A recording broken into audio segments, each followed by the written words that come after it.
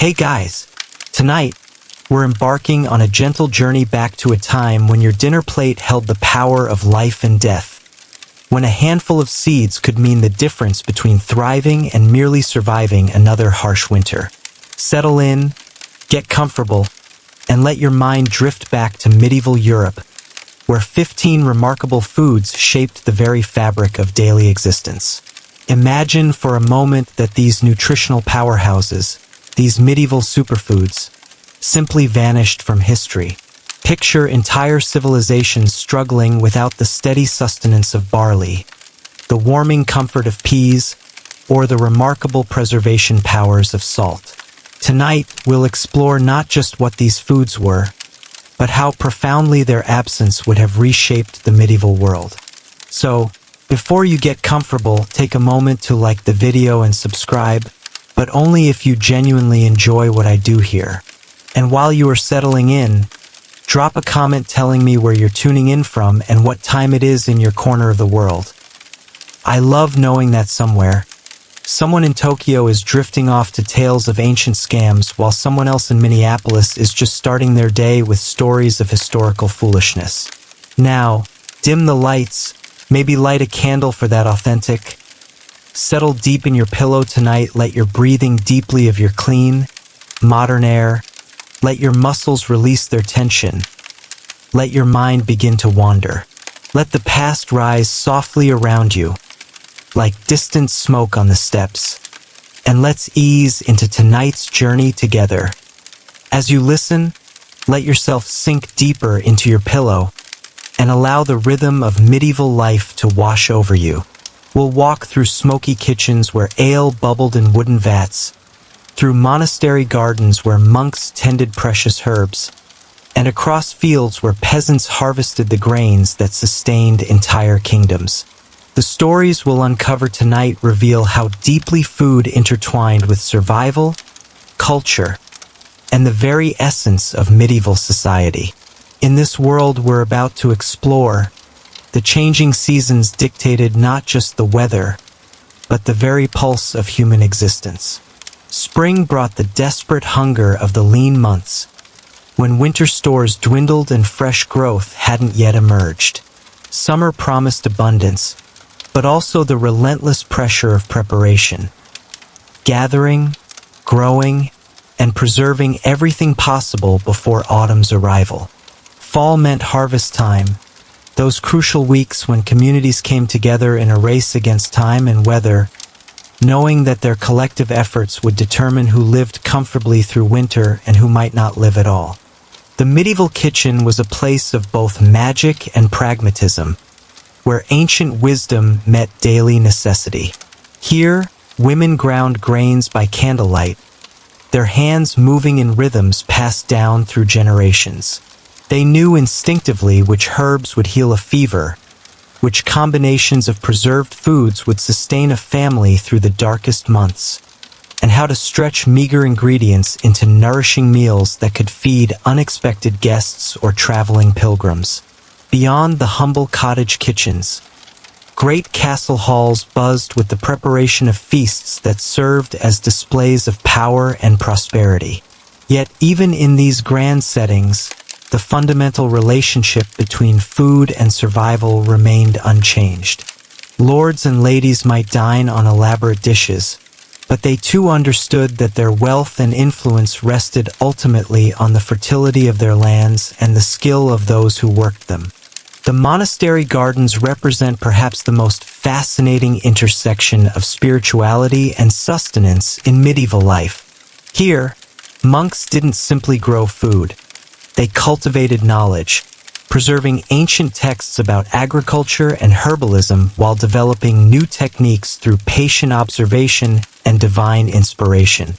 Their gardens were living libraries, each plant carefully selected not just for its nutritional value, but for its medicinal properties and symbolic significance. So close your eyes if you'd like, and let's begin this exploration of a world where every meal was a small miracle, every harvest a divine blessing, and every preserved morsel a hedge against the uncertainty of tomorrow. The morning mist clings to the thatched roofs of a small English village, circa 1200 AD. As the first pale light filters through the smoke hole of a peasant cottage, you can almost hear the gentle scraping of wooden bowls, the soft thud of a pestle against mortar, and the whispered prayers that accompanied every meal preparation. This is where our story truly begins. In the heart of medieval daily life, where food was never taken for granted. Imagine yourself as a member of a typical peasant household, awakening to the familiar rhythm that governed medieval life. The first sound you'd hear wouldn't be a rooster crowing, but rather the soft grinding of barley grain between two stones. This daily ritual, performed before dawn by countless hands across Europe, represents our first medieval superfood, barley, the steadfast grain that fed more people than wheat ever could. Barley possessed qualities that made it nearly miraculous for medieval communities. Unlike wheat, which demanded rich soil and favorable weather, barley thrived in poor conditions, grew quickly, and stored remarkably well. In your imagined peasant household, barley formed the foundation of nearly every meal. Ground into flour, it created the dense, dark bread that sustained working families. Boiled whole, it stretched precious meat into hearty pottages that could feed many mouths from a single pot. But barley's true superpower lay in its transformation into ale, the universal beverage of medieval Europe. In a world where water sources were often contaminated and dangerous to drink, ale provided safe hydration for everyone from infants to elders. The brewing process killed harmful bacteria, while the grain itself provided essential nutrients. Imagine the comfort of knowing that the barrel in your cellar contained not just refreshment, but life-sustaining nourishment that would remain safe for months. The ale brewing process itself was a marvel of medieval ingenuity. Picture the village alewife, her weathered hands expertly managing the delicate balance of malt, hops, and timing that transformed simple barley into liquid sustenance. She would first steep the barley in wooden vats, allowing it to germinate just enough to convert starches into fermentable sugars. The sweet, malted grain was then dried over gentle fires, creating the distinctive nutty flavors that characterized medieval Alesh. The brewing calendar followed the seasons with religious precision. Strong Alesh were brewed in autumn, when the harvest provided fresh grain and cooler temperatures aided fermentation. These potent brews, sometimes containing as much nutrition as a full meal, sustained communities through the harsh winter months. Lighter Alesh, brewed in spring from the last of winter's grain stores, provided refreshing sustenance as the weather warmed and the demands of agricultural labor intensified. Now picture the catastrophic ripple effects if barley had never existed. Without this hardy grain, medieval populations would have been entirely dependent on wheat and rye, crops far more vulnerable to weather and disease. The great famines that periodically swept across Europe would have been even more devastating. Entire regions that historically sustained themselves on barley cultivation would have remained sparsely populated wildernesses. The social implications run even deeper. Alehouses, those vital community gathering places where news was shared, contracts were negotiated, and social bonds were forged, simply wouldn't have existed. The very fabric of medieval social life would have been fundamentally different. Monasteries, which often supported themselves through brewing, would have lost a crucial source of income and sustenance. The gentle rhythm of daily ale consumption, breakfast ale, dinner ale, supper ale, that provided both nutrition and mild intoxication to ease the hardships of medieval life, would never have developed. Consider, too, the economic structures that grew around barley cultivation. The profession of maltster, who specialized in preparing grain for brewing, would never have emerged. The intricate systems of taxation based on ale production, which provided crucial revenue for local lords and the crown, would have been impossible. The elaborate guild systems that governed brewing in medieval towns, with their complex apprenticeships and quality standards, would never have developed. Let your mind drift now to another cornerstone of medieval nutrition: peas. These humble legumes might seem unremarkable to modern eyes, but in the medieval world, peas represented nothing short of nutritional salvation. Unlike many crops that depleted soil nutrients, peas actually enriched the earth, their roots fixing nitrogen and preparing fields for subsequent harvests. In your imagined medieval kitchen, dried peas formed the backbone of countless meals during the lean months of late winter and early spring. When grain supplies dwindled and fresh vegetables were but a memory, a pot of peas porridge could sustain a family for days.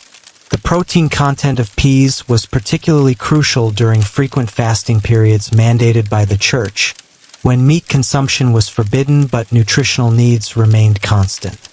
Picture the rhythmic sound of peas rattling into a wooden bowl, their pale green surfaces dusty from months of storage in clay vessels. These were often the only source of substantial nutrition available during Lent, those long weeks when the medieval diet became severely restricted. Without peas, the already challenging fasting periods would have become genuinely life-threatening for many. The cultivation of peas required intimate knowledge of seasonal timing and soil conditions. Medieval farmers understood that peas planted too early would rot in cold, wet soil, while those planted too late would fail to mature before summer's heat stunted their growth. The optimal planting time, usually just after the last frost of spring, was determined by generations of careful observation and was often marked by specific saints' days in the church calendar. The harvest of peas was a community affair, requiring quick work to gather the pods before they dried too much and split open, scattering their precious contents. Families would spread woven mats beneath the plants, shaking the vines to collect any peas that had already fallen. The dried peas were then stored in specially prepared containers, often lined with aromatic herbs to deter insects and prevent spoilage. Medieval cooks developed countless variations of pea-based dishes, each designed to maximize nutrition while minimizing the use of other precious ingredients. Peas porridge, thick enough to support a spoon, could be enriched with small amounts of bacon fat or enhanced with wild herbs gathered from nearby meadows. Cold peas porridge, allowed to set overnight, could be sliced and carried as portable sustenance for travelers or field workers. The disappearance of peas from medieval agriculture would have meant more than mere nutritional deficiency. The agricultural rotation systems that sustained medieval farming relied heavily on legumes to restore soil fertility.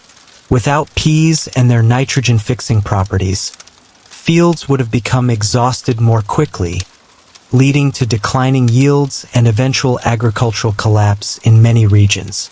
Medieval farmers intuitively understood what modern science has confirmed, that peas and other legumes actually improve the soil they grow in. This knowledge allowed them to develop sophisticated crop rotation systems that maintained soil fertility without expensive fertilizers. A typical rotation might involve barley one year, peas the next, followed by a fallow period during which livestock grazed on the stubble, their manure further enriching the soil. Consider now the remarkable properties of another medieval superfood, oats. While often dismissed as food fit only for horses in some regions, oats possessed unique qualities that made them invaluable in harsh northern climates. They grew well in poor, acidic soils where other grains failed, and they matured quickly, making them ideal for regions with short growing seasons. In Scotland and Ireland, oats formed the foundation of the medieval diet. Picture a Highland morning, with mist rolling across the glen, and the comforting sight of oatmeal porridge bubbling over a peat fire. This simple dish provided sustained energy for long days of physical labor, its slow-releasing carbohydrates preventing the energy crashes that plagued those who relied solely on simple sugars. The preparation of oats required specialized knowledge and equipment. In Scottish households, the quern, a hand-operated stone mill, was as essential as the cooking pot. The process of grinding oats was laborious but crucial, as improperly processed oats could be difficult to digest and might even be harmful. The grain was often toasted before grinding, a process that improved both flavor and nutritional availability. Scottish oatcakes, thin and crisp, represented the pinnacle of oat preparation.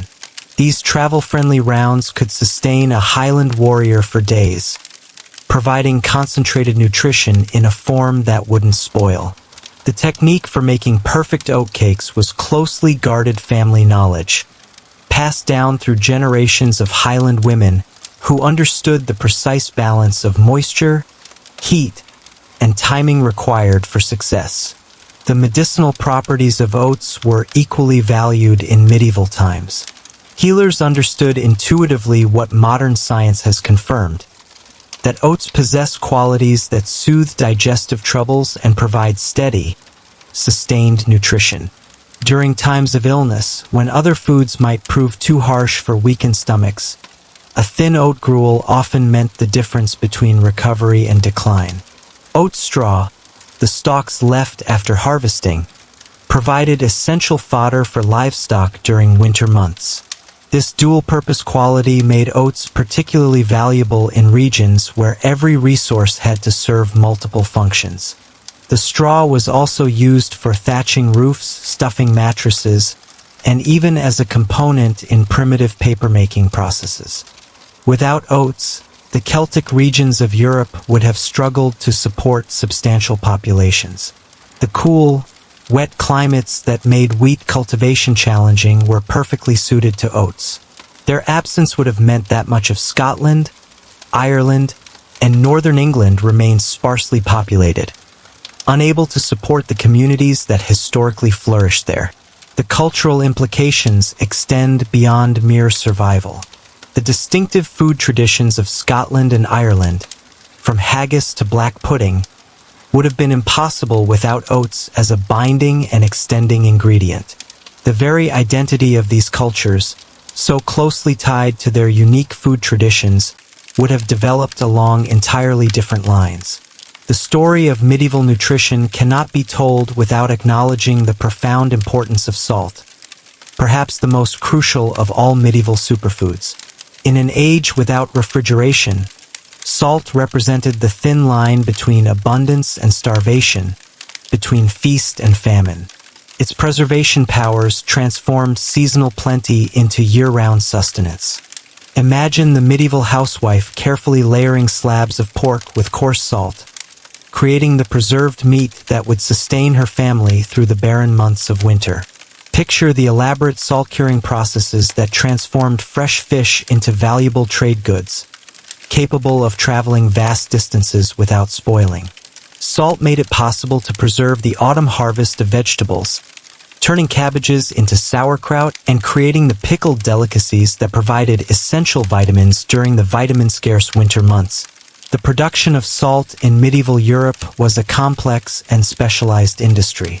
Coastal regions relied on solar evaporation of seawater, a process that required extensive shallow ponds and months of careful tending.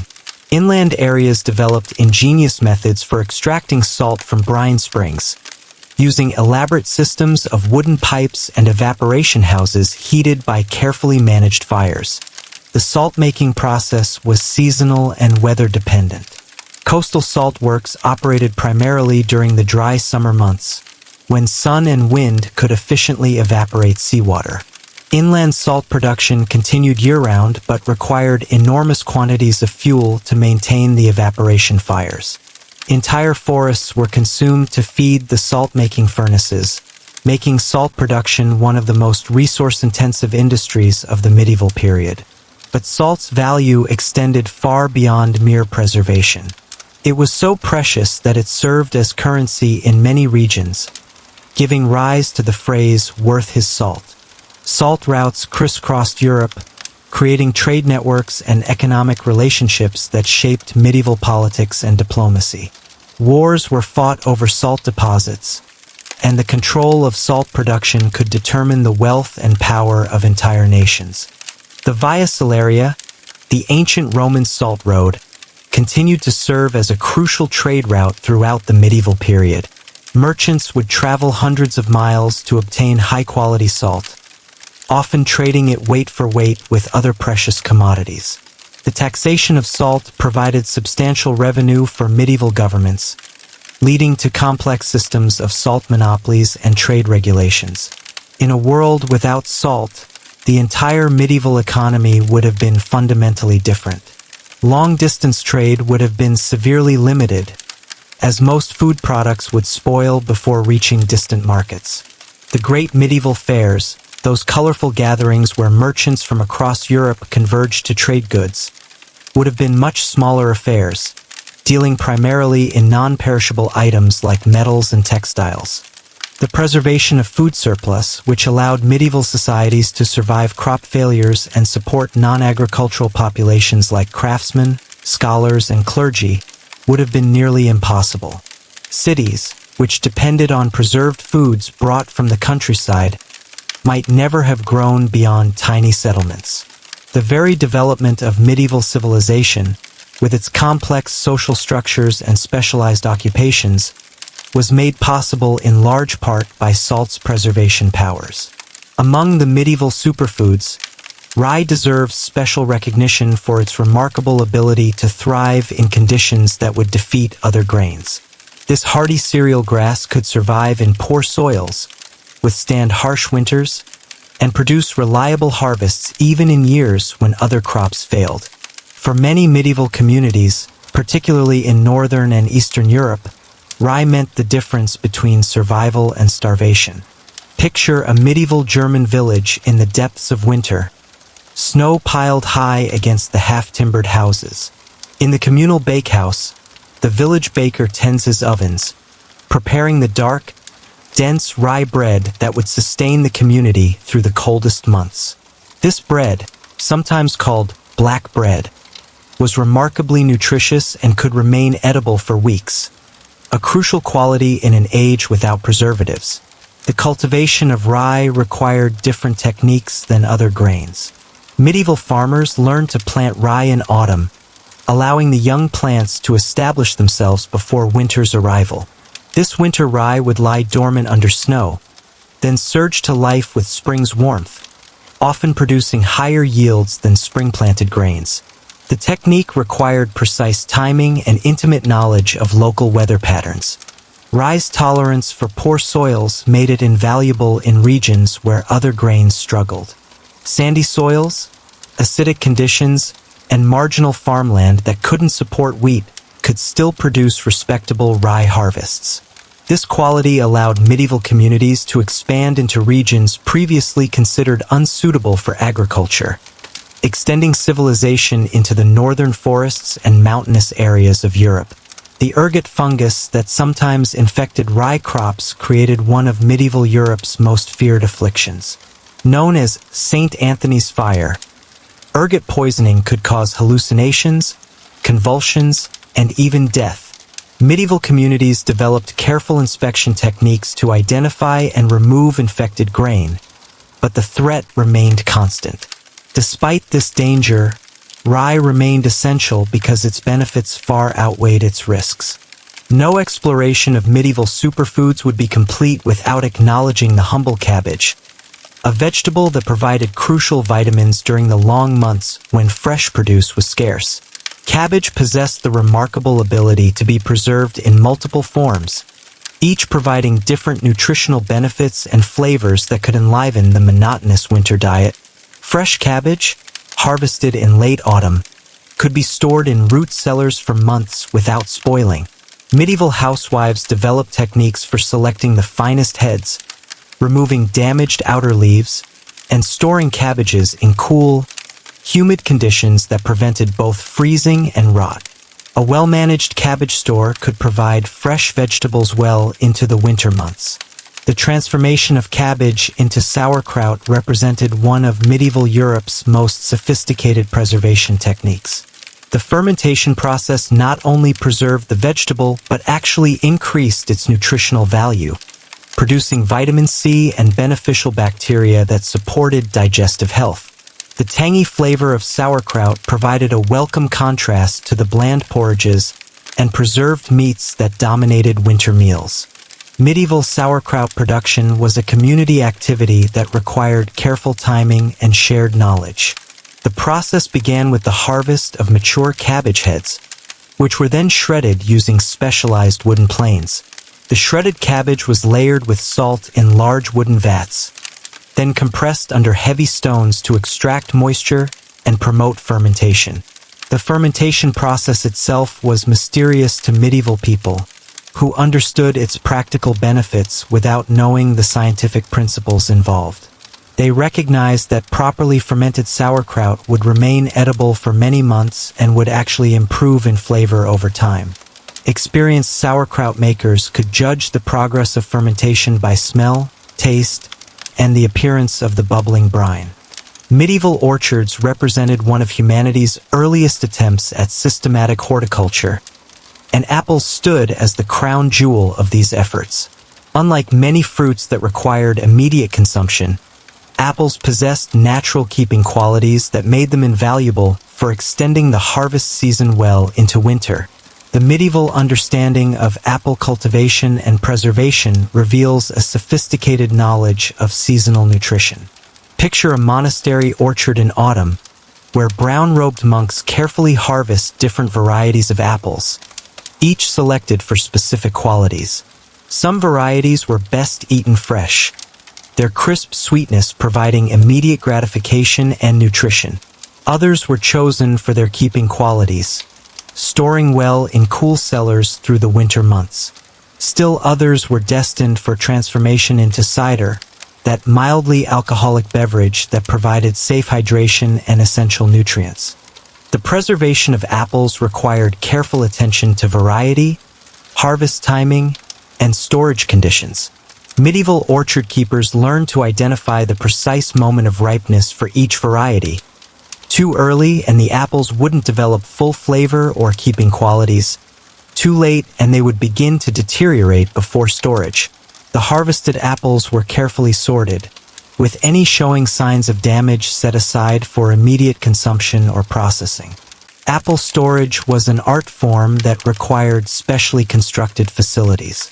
Root cellars were designed with precise attention to temperature and humidity control. Apples were often wrapped individually in cloth or buried in sand or straw, techniques that prevented the spread of rot and maintained optimal storage conditions. A well-managed apple store could provide fresh fruit through most of the winter. The transformation of apples into cider represented another crucial preservation technique. Medieval cider making was a complex process that required specialized equipment and extensive knowledge. The apples were crushed using stone mills, then pressed to extract their juice. The sweet cider was then allowed to ferment naturally, transforming into an alcoholic beverage that could be stored for extended periods. Cider served multiple functions in medieval society. It provided safe hydration in regions where water quality was questionable, offered essential nutrients during winter months when fresh foods were scarce, and served as a mild intoxicant that helped ease the hardships of medieval life. Different varieties of cider were produced for different purposes, some light and refreshing for daily consumption, others strong and warming for special occasions. As we've seen in this gentle exploration of medieval daily life, these superfoods were not merely items on a menu. They were the very foundations upon which medieval society was built. Each possessed unique properties that addressed specific challenges of medieval existence. Barley's hardiness and versatility, peas' protein content and soil-enriching qualities, oats' ability to thrive in harsh conditions, salt's miraculous preservation powers, rye's survival in poor conditions, cabbage's vitamin content and preservation potential, and apple's natural keeping qualities and transformation possibilities. The rhythm of medieval life was intimately connected to the seasonal availability and careful preservation of these foods. From the spring planting of barley to the autumn salting of meat, from the daily brewing of ale to the winter rationing of preserved vegetables, these superfoods created the steady heartbeat of medieval existence. Spring brought the desperate hunger of the lean months, when winter stores dwindled and fresh growth hadn't yet emerged. This was the time of careful rationing, when every preserved morsel had to be stretched to its limit. The first tender shoots of early vegetables were greeted with almost religious fervor, representing hope and renewal after months of monotonous preserved foods. Summer was the season of abundance but also of frantic activity. Every available hand was needed to tend growing crops, gather wild foods, and begin the crucial work of preservation. The long summer days were filled with the activities that would determine winter survival: brewing ale, drying vegetables, gathering herbs, and preparing for the intensive harvest period. Autumn represented the culmination of the medieval food year. Harvest time was a period of community cooperation and desperate urgency, when the weather could make the difference between prosperity and starvation. The successful preservation of the autumn harvest determined not just comfort, but survival through the coming winter months. Winter was the season of consumption and conservation. Carefully preserved foods were brought out in measured quantities, each meal a balance between current nutrition needs and the unknown length of winter. The skill with which foods had been preserved and the wisdom with which they were consumed determined whether a household would emerge healthy and strong with the coming of spring. Let yourself imagine the profound quiet of a medieval evening, when the day's work was done and families gathered around their simple meals. The bread was dark and dense with barley flour, the porridge thick with peas or oats, the meat carefully preserved with precious salt. These weren't elaborate feasts. They were humble meals that represented security, survival, and the continuation of life itself. The medieval kitchen was a place where ancient wisdom met daily necessity, where every ingredient was precious and every technique had been refined through generations of experience. The rhythms of food preparation, preservation, and consumption created a daily meditation on the cycles of nature and the interdependence of community survival. In this gentle rhythm of medieval sustenance, we begin to understand how deeply food shaped not just individual survival, but the very architecture of medieval civilization. The careful cultivation of barley enabled the development of complex social structures around alehouses and monasteries. The nitrogen-fixing properties of peas allowed sustainable agriculture that could support growing populations. The preservation powers of salt enabled trade networks that connected distant regions and cultures. Each of these superfoods contributed not just to physical survival, but to the cultural and social development of medieval Europe. The brewing traditions that grew around barley, the fasting practices that depended on peas, the regional identities that formed around oats, the trade relationships that developed around salt, all of these represent the profound ways in which food shaped civilization itself. As we prepare to explore the lives of those who controlled these precious resources, remember the weight of every grain, the value of every preserved morsel, and the quiet miracle of medieval daily sustenance. In understanding these fundamental foods, we begin to grasp the essential truth that medieval civilization was built not on grand gestures or heroic deeds, but on the daily miracle of sustenance, the simple, profound act of transforming the gifts of the earth into the continuation of human life. As the gentle rhythm of medieval daily life settles around us like a familiar blanket, let us turn our attention to two interconnected stories that illuminate the profound relationship between food and survival in the medieval world. Our journey takes us first to the remarkable life of Hildegard of Bingen, a 12th century Benedictine abbess whose understanding of nutrition was centuries ahead of her time, and then forward to one of medieval Europe's darkest chapters, the Great Famine of 1315 to 1322, when the absence of reliable superfoods brought an entire continent to its knees.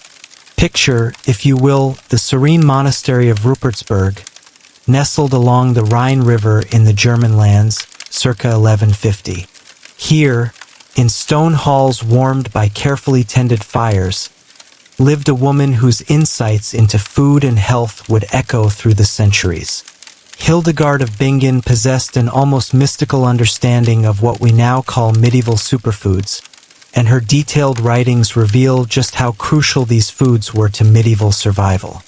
Hildegard's daily routine began before dawn, as did that of all medieval monastics, but her approach to the morning meal was informed by a deep understanding of nutrition that seemed almost prophetic. She recognized that spelt, an ancient grain closely related to wheat, possessed healing properties that surpassed ordinary wheat. In her careful Latin prose, she described spelt as the best of grains, noting how it provided steady energy and promoted good health among those who consumed it regularly. The cultivation of spelt under Hildegard's guidance was a masterpiece of medieval agricultural wisdom. Unlike common wheat, which required rich, well-drained soil and favorable weather conditions, spelt demonstrated remarkable resilience in poor soils and variable climates. Hildegard understood that this hardy grain could survive conditions that would destroy other crops, making it an invaluable insurance against famine and scarcity. Imagine Hildegard walking through her monastery's gardens in the early morning light, her trained eye assessing the health of the spelt growing in neat rows. She understood intuitively what modern science has confirmed, that spelt contains higher levels of protein and essential minerals than common wheat, making it a true superfood for medieval populations. Under her guidance, the nuns of Rupertsberg cultivated spelt as their primary grain, and their remarkably good health and longevity became renowned throughout the region. The processing of spelt in Hildegard's monastery revealed her sophisticated understanding of nutrition. She insisted that spelt be hulled carefully to preserve its nutritional value, a process that required more labor than preparing common wheat but yielded significantly better nutritional results. The monastery's spelt bread was dense, flavorful, and remarkably sustaining. A single loaf could provide energy for an entire day of physical labor. Hildegard's approach to spelt extended beyond simple consumption. She developed numerous medicinal preparations using spelt, creating porridges for the sick that were both nourishing and healing. Her writings describe specific spelt-based remedies for digestive ailments, weakness, and various illnesses that plagued medieval communities. The grain served simultaneously as food, medicine, and spiritual nourishment in her holistic approach to health. But Hildegard's genius extended far beyond grain cultivation. She recognized the extraordinary nutritional value of chestnuts, another medieval superfood that sustained populations across Europe.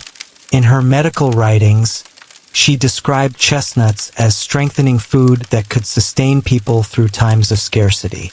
Picture her directing the nuns in the careful harvesting and storage of chestnuts each autumn, understanding that these nuts provided crucial fats and proteins when other sources became scarce. The chestnut forests of medieval Europe represented a form of natural abundance that required no cultivation. Entire communities depended on the annual chestnut harvest, and Hildegard understood their value not just as emergency food, but as a cornerstone of healthy nutrition. She prescribed chestnut-based preparations for various ailments, recognizing their ability to provide sustained energy and promote healing. Hildegard's chestnut preparations were sophisticated culinary creations that maximized the nut's nutritional value. She developed techniques for roasting chestnuts to improve their digestibility, for grinding them into flour that could extend grain supplies, and for creating chestnut-based medicines that addressed specific health concerns. The sweet, nutty flavor of chestnuts also provided welcome variety in the often monotonous medieval diet. The storage of chestnuts required careful attention to prevent spoilage and insect infestation. Hildegard developed methods for drying chestnuts that preserved their nutritional value while extending their storage life through the winter months. Her monastery's chestnut stores were legendary, often lasting well into spring when other food supplies had been exhausted. Hildegard's approach to fennel reveals another layer of medieval nutritional wisdom.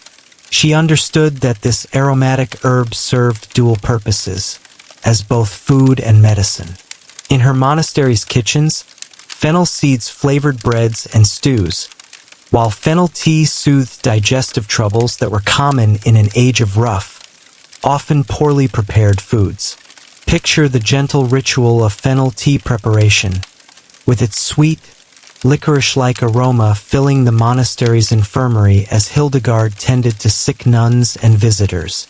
The cultivation of fennel in Hildegard's gardens was carefully planned to ensure year-round availability. She understood that fennel seeds could be harvested and dried for winter use, while fresh fennel fronds could be gathered throughout the growing season. This dual-season approach ensured that her community never lacked access to fennel's beneficial properties. Hildegard's fennel preparations extended far beyond simple tea. She created fennel-infused wines for digestive health, fennel seed breads that aided digestion, and fennel-based poultices for external healing. Her holistic approach recognized that the same plant could serve multiple therapeutic functions depending on how it was prepared and administered. The remarkable thing about Hildegard's nutritional philosophy was her understanding that food and medicine were intimately connected. She didn't simply see spelt, chestnuts, and fennel as sustenance. She recognized them as healing agents that could prevent disease and promote long life. This understanding was revolutionary for her time and speaks to the profound importance of these medieval superfoods. Hildegard's written works, particularly her Physica and Causi et Curie, provide detailed insights into her nutritional philosophy. She categorized foods according to their thermal properties, hot, cold, wet, and dry, and understood how different foods could balance the body's natural tendencies. This systematic approach to nutrition was centuries ahead of its time and demonstrated a sophisticated understanding of how diet affects health.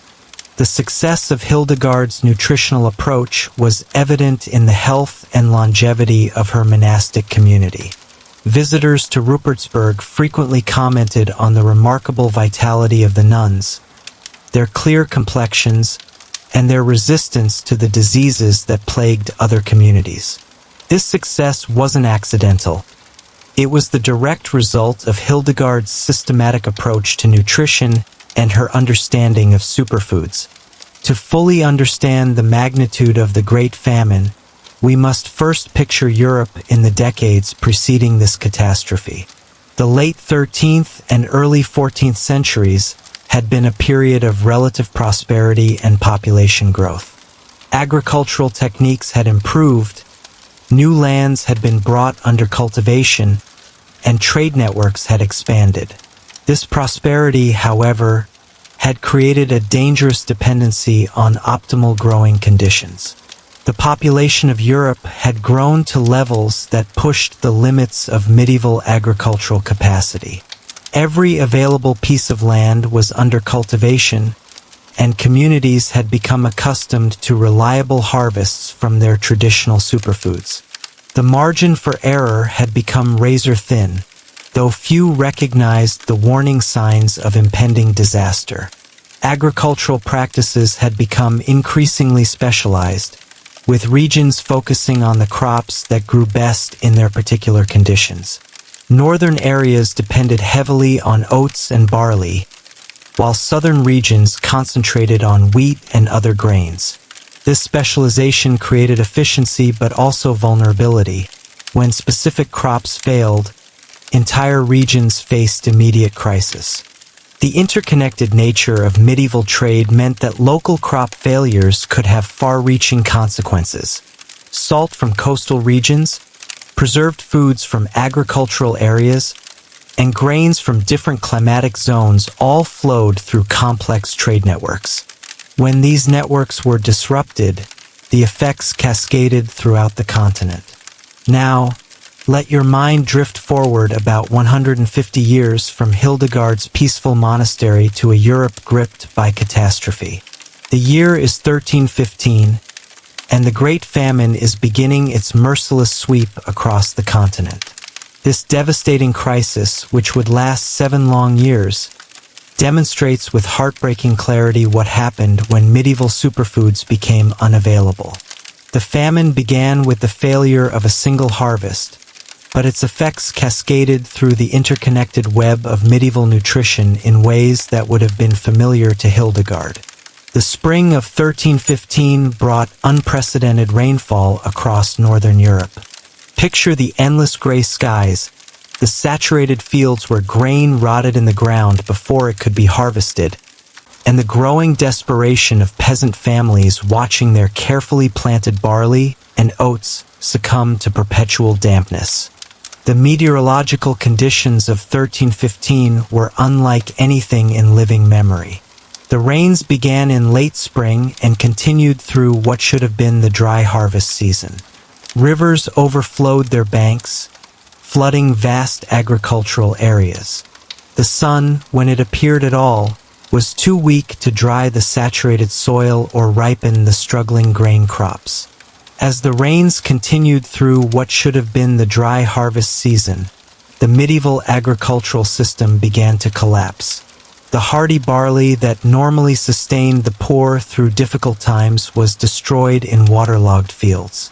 The oats that fed both humans and horses in the northern regions never matured properly. The careful balance of medieval nutrition, built around these resilient superfoods, suddenly crumbled. The failure of the grain harvest created immediate cascading effects throughout medieval society. Mills that normally operated constantly during harvest season stood idle, their wheels unable to turn in the flood-swollen streams. The absence of freshly ground grain meant that even surviving stores of older grain couldn't be processed effectively. Imagine a peasant family in England during the autumn of 1315, staring at their flooded fields where barley shoots had rotted away.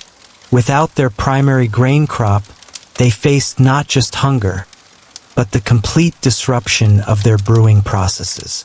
The ale that normally provided safe hydration and essential nutrients was no longer available. Wells and streams, contaminated by the constant rain and flooding, became dangerous sources of disease rather than life. The brewing industry's collapse had effects that extended far beyond individual households. Alehouses, those crucial centers of medieval social life, closed their doors as their supply of grain disappeared.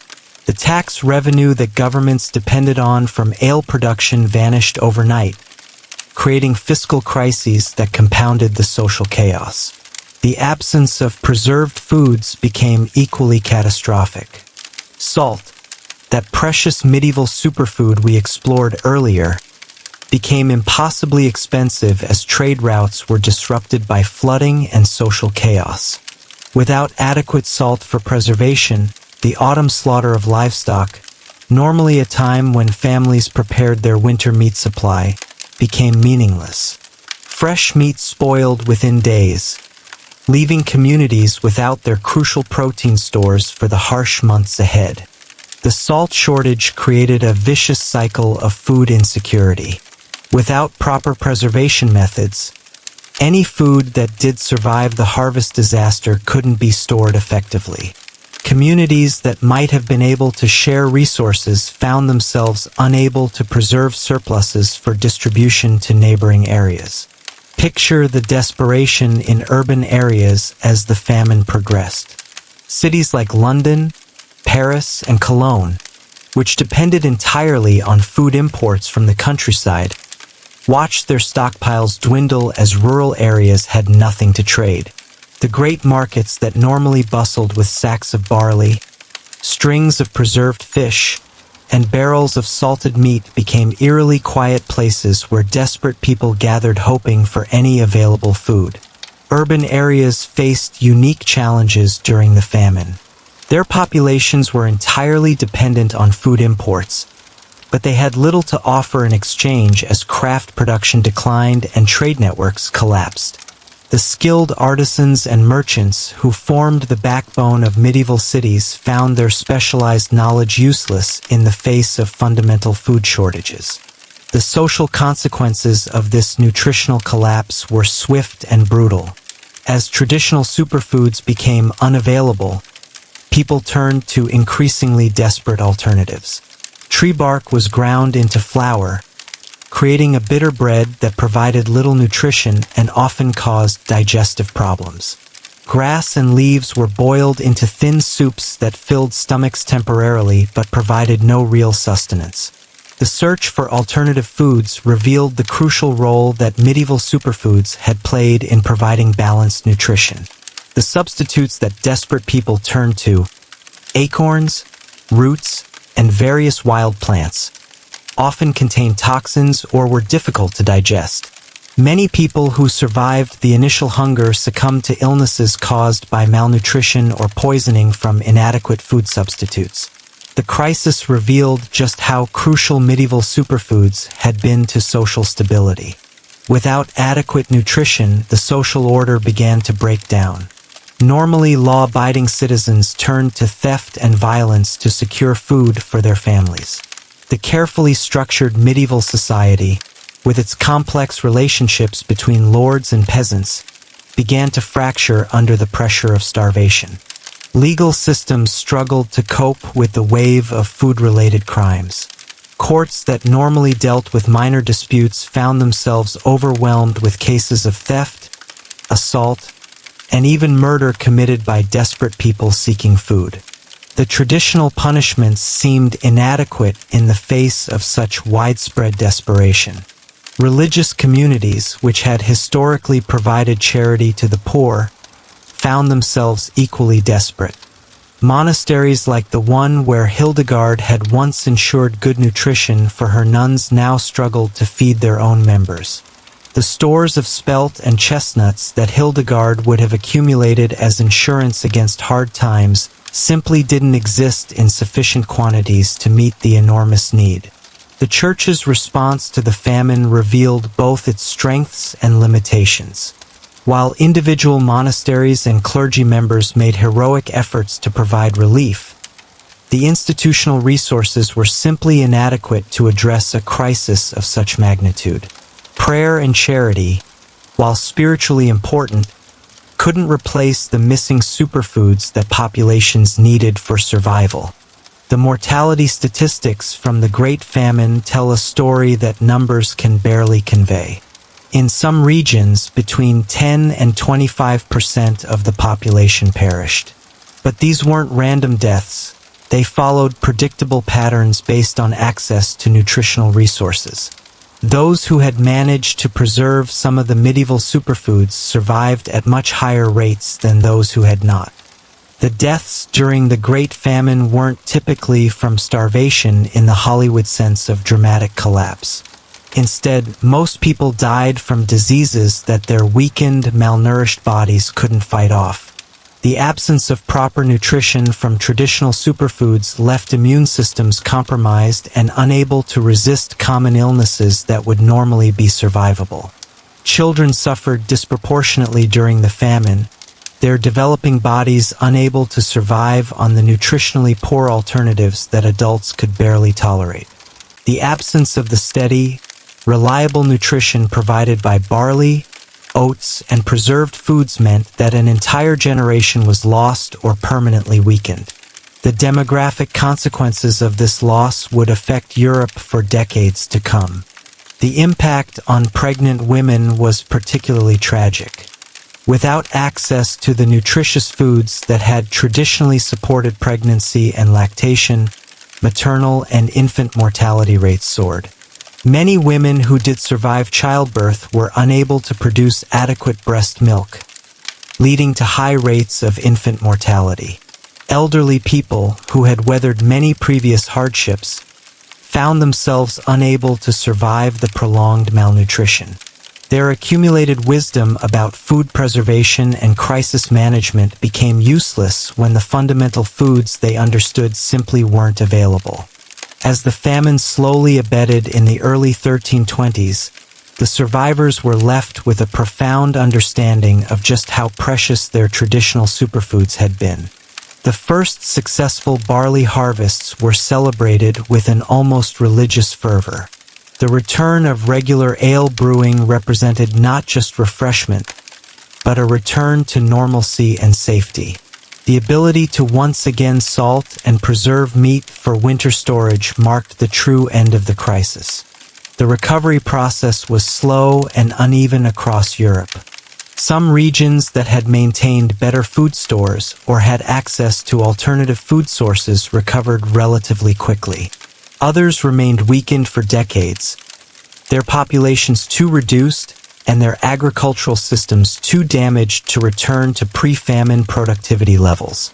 The psychological impact of the Great Famine lasted far longer than its physical effects. An entire generation had experienced the terror of genuine starvation and had witnessed the complete breakdown of the food systems they had taken for granted. This traumatic memory influenced agricultural practices, food storage techniques, and social policies for centuries to come.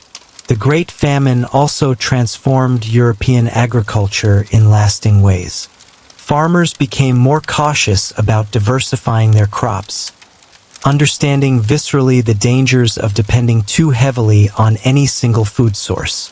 The cultivation of hardy vegetables like cabbages and turnips, foods that could survive in poor conditions and provide nutrition even when grain crops failed, became more widespread. Agricultural innovation accelerated in the wake of the famine. New techniques for food preservation, improved storage methods, and better understanding of crop rotation all emerged from the hard-learned lessons of the crisis. The traditional superfoods remained central to medieval nutrition, but they were now supplemented by a broader range of backup foods and preservation techniques. Hildegard of Bingen's nutritional wisdom, developed during the prosperity of the 12th century, proved prophetic during the crisis of the 14th century. Her understanding that certain foods possessed almost magical properties for sustaining health and life was validated by the terrible consequences of their absence during the Great Famine. The contrast between these two historical moments, Hildegard's monastery with its careful cultivation and preservation of superfoods, and the starving continent during the Great Famine, illustrates the razor-thin margin between abundance and catastrophe in medieval life. The difference between survival and death often came down to access to these crucial foods that we've been exploring. Hildegard's systematic approach to nutrition, with its emphasis on diverse, nutrient-dense foods and careful preservation techniques, represented exactly the kind of wisdom that could have mitigated the effects of the Great Famine. Her understanding that food was medicine, and that proper nutrition was the foundation of health and social stability, proved tragically prescient. The integration of spiritual and practical approaches to food that characterized Hildegard's work also provided a framework for understanding the Great Famine. Her view that food was a divine gift that required careful stewardship resonated powerfully with survivors who had witnessed the catastrophic consequences of taking that gift for granted. As we prepare to delve deeper into the mysteries and cultural significance of medieval nutrition, let yourself rest in the understanding that food in the medieval world was never just sustenance. It was medicine, currency, social bond, and spiritual practice all rolled into the simple act of preparing and sharing a meal. The wisdom of figures like Hildegard and the tragedy of events like the Great Famine remind us that medieval superfoods were truly the foundation upon which an entire civilization rested. The stories we've explored tonight, of Hildegard's garden wisdom and the continent's darkest hunger, reveal the profound truth that civilization itself rests on the simple miracle of adequate nutrition. In the gentle rhythm of monastic bells and the desperate silence of empty markets, we find the same fundamental lesson, that the foods we've been exploring were never mere ingredients, but the very building blocks of human society, culture, and survival. As the echoes of the Great Famine fade into the gentle mists of memory, we find ourselves drawn toward the deeper mysteries that surround medieval nutrition. Tonight, let us explore the archaeological puzzles and cultural enigmas that reveal just how profoundly these superfoods shaped medieval consciousness. We'll uncover the sacred significance of grains in medieval spirituality, examine the lost culinary techniques that maximize their nutritional value, and investigate the archaeological evidence that continues to surprise modern researchers about the sophistication of medieval food culture. Our journey into mystery begins in the waterlogged remains of a medieval village discovered beneath a modern English town. Picture archaeologists carefully brushing centuries of silt from wooden bowls and ceramic storage jars. Their discoveries painting a picture of medieval nutrition far more complex than previously imagined. In these preserved remains, we find evidence of our next medieval superfood, rye, the dark grain that sustained northern European populations for centuries. Rye possessed an almost mystical quality in medieval culture. Unlike wheat, which was associated with abundance and celebration, rye was the steady, reliable grain of everyday survival. Its ability to grow in poor soils and harsh climates made it the backbone of nutrition in regions where other grains failed. But the archaeological evidence reveals something fascinating. Medieval communities didn't simply eat rye bread as we might imagine. They had developed sophisticated techniques for processing rye that maximized its nutritional benefits in ways that seem almost alchemical to modern eyes. Imagine yourself in a medieval kitchen, watching a skilled cook prepare what they called black bread. Not because it was burned, but because of the dark, rich color of properly prepared rye flour. The process began with careful fermentation, allowing wild yeasts to work their slow magic on the grain. This fermentation process, which medieval cooks understood intuitively rather than scientifically, broke down compounds that could be difficult to digest and created beneficial bacteria that supported digestive health. The archaeological evidence suggests that some medieval communities took this fermentation process even further, creating what modern nutritionists would recognize as a form of sourdough starter that was maintained for generations. Picture a wooden bowl passed down from grandmother to granddaughter, containing a living culture that had been carefully tended for decades. This precious starter transformed ordinary rye into a bread that was not only more digestible, but also more nutritious, with enhanced protein content and better mineral absorption. But rye held secrets that went beyond mere nutrition. In medieval folklore and religious practice, rye was associated with protection and spiritual sustenance. Archaeological excavations of medieval churches have revealed caches of rye grains placed in foundation stones and hidden in wall cavities, not as mere food storage, but as spiritual talismans believed to protect the building and its congregation from famine and want. The mystery deepens when we consider the ergot fungus that occasionally infected rye crops. This naturally occurring fungus contained compounds that could produce hallucinations and spiritual visions. Some historians suggest that certain medieval religious experiences, particularly among monastic communities that consumed large quantities of rye bread, may have been influenced by trace amounts of these ergot compounds. Picture monks in their scriptoriums, copying illuminated manuscripts while in subtle altered states induced by their daily bread. A possibility that adds an entirely new dimension to our understanding of medieval spirituality and creativity. Archaeological evidence from monastery sites reveals another fascinating aspect of rye cultivation. Monastic communities developed sophisticated crop rotation systems that used rye as a nurse crop to protect and nurture other grains. This agricultural wisdom, preserved in monastery records and confirmed by soil analysis at excavated sites, shows that medieval farmers understood complex ecological relationships that modern agriculture is only beginning to rediscover. Our exploration of culinary mysteries leads us next to the remarkable story of medieval honey, a superfood so precious it was literally worth its weight in silver. The archaeological record reveals that medieval communities had developed beekeeping techniques that seem almost magical in their sophistication. Excavated monastery sites show evidence of elaborate apiary systems with carefully designed hives that maximized honey production while maintaining bee health across harsh winters. Picture a medieval beekeeper approaching his hives on a warm summer morning, moving with the slow, deliberate grace that the craft demanded. The honey these medieval apiaries produced wasn't just sweetener. It was medicine, preservative, and sacred substance all in one.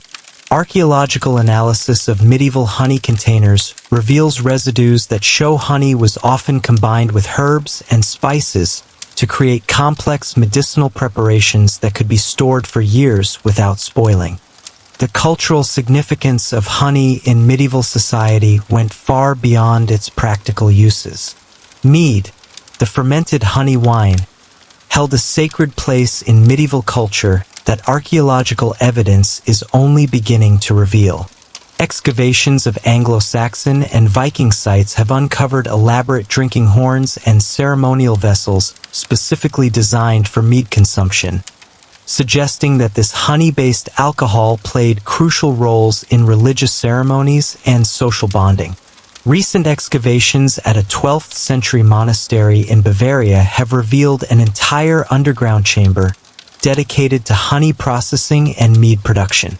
The chamber contains evidence of temperature-controlled fermentation vessels and sophisticated filtration systems that rival modern brewing techniques. Stone inscriptions found in the chamber suggest that the monks believed mead production was a form of prayer, transforming God's gift of honey into a substance that could bring mortals closer to the divine. But perhaps the most intriguing archaeological mystery surrounding medieval honey involves its use in food preservation. Recent analysis of medieval food storage sites has revealed that honey was used in ways that seem almost impossibly sophisticated.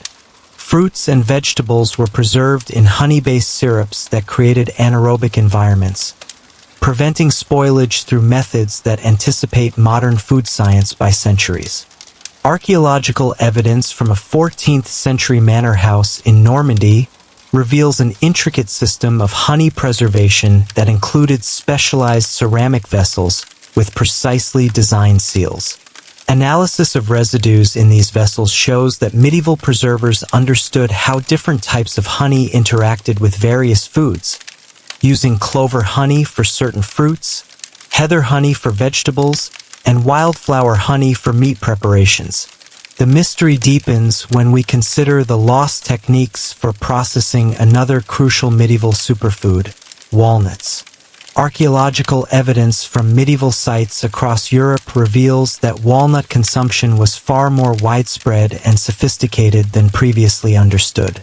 Shell fragments and processing tools found in excavations suggest that medieval communities had developed techniques for extracting and preserving walnut oils that rivaled modern cold pressing methods.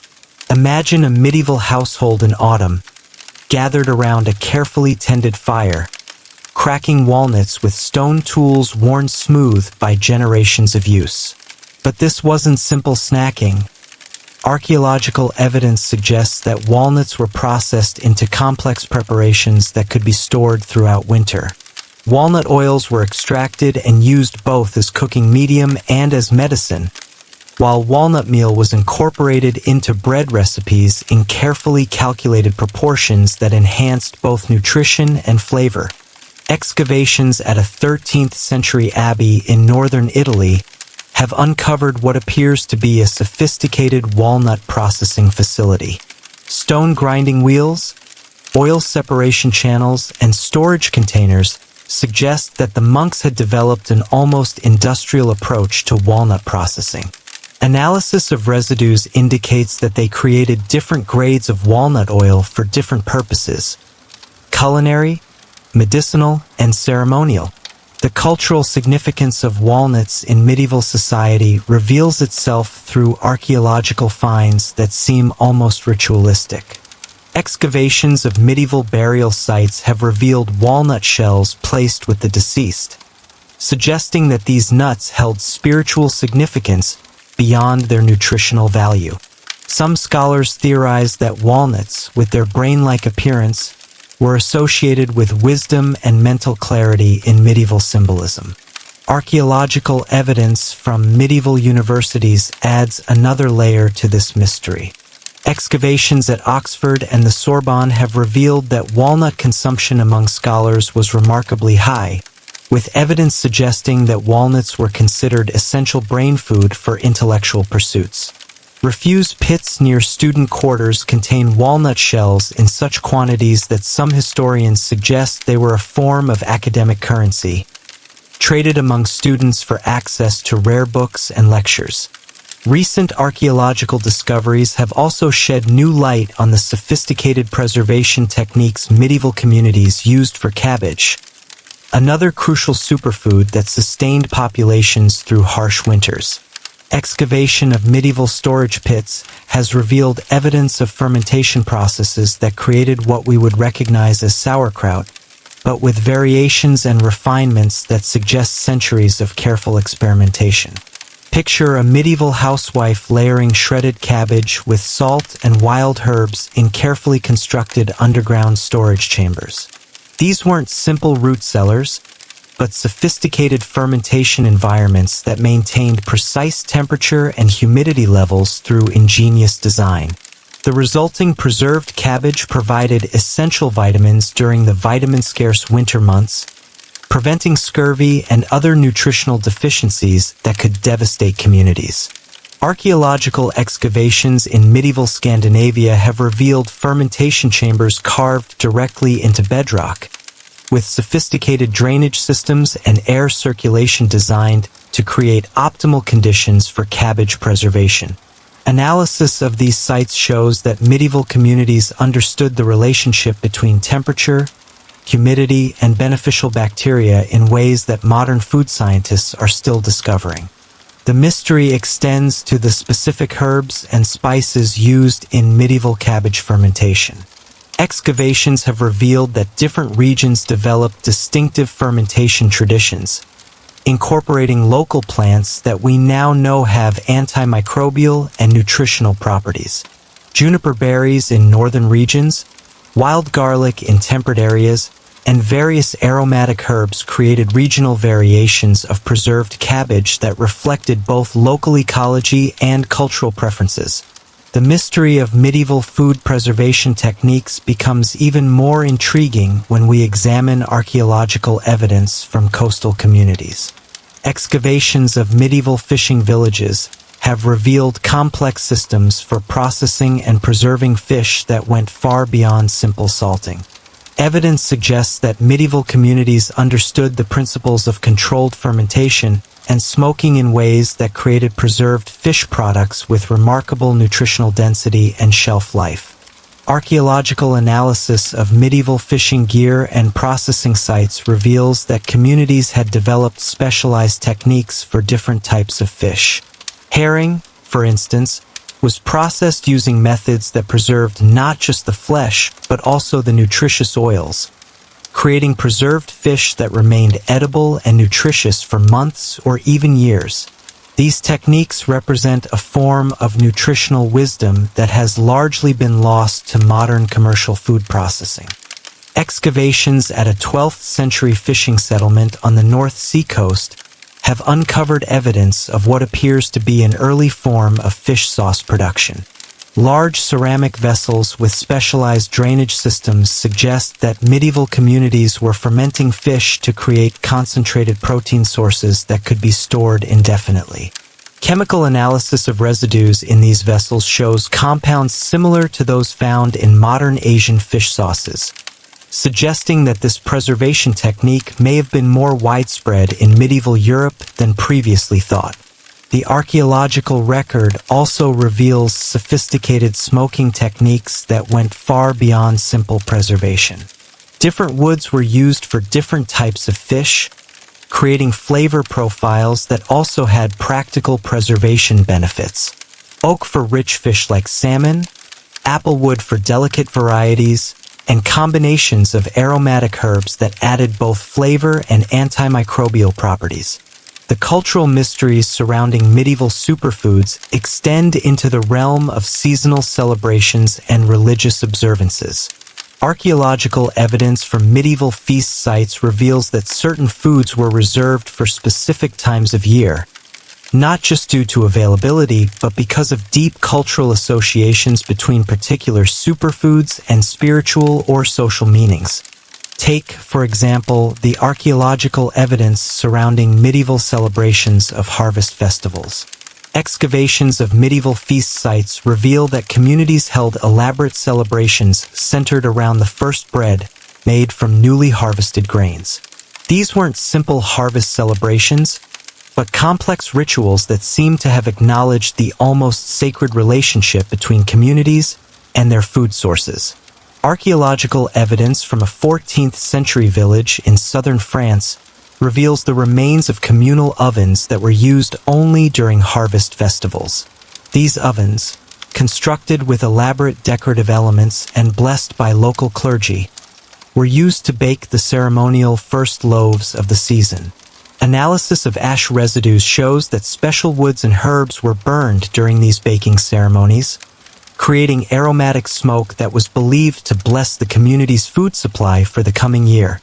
The mystery deepens when we consider archaeological evidence of medieval fasting practices. Excavations of monastery sites reveal that religious communities had developed sophisticated techniques for maintaining nutrition during extended fasting periods. Evidence suggests that certain superfoods were prepared in specific ways that maximized their nutritional impact while still adhering to religious dietary restrictions. These techniques represent a form of nutritional science disguised as spiritual practice. Recent archaeological discoveries have also revealed the extent to which medieval communities understood the medicinal properties of their superfoods. Excavations of medieval hospitals and monastery infirmaries have uncovered evidence of systematic food-based treatments that use specific combinations of superfoods to address particular health conditions. These weren't folk remedies, but sophisticated treatment protocols that suggest deep understanding of nutrition and health. Archaeological evidence from the famous medical school at Salerno reveals that physicians there developed detailed protocols for using food as medicine. Excavations have uncovered specialized preparation areas where foods were processed according to precise medical formulas. Analysis of these sites shows that medieval doctors understood concepts like bioavailability and nutrient synergy centuries before modern nutritional science developed these theories. The mystery extends to the sophisticated understanding of seasonal eating patterns. Archaeological evidence suggests that medieval communities practiced what we would now recognize as chronobiology, adjusting their diet according to seasonal rhythms and individual health needs. Excavations of wealthy households reveal that different superfoods were emphasized at different times of year, following patterns that modern research shows optimize nutritional absorption and health benefits. The archaeological record also reveals the international connections that sustained medieval superfood culture.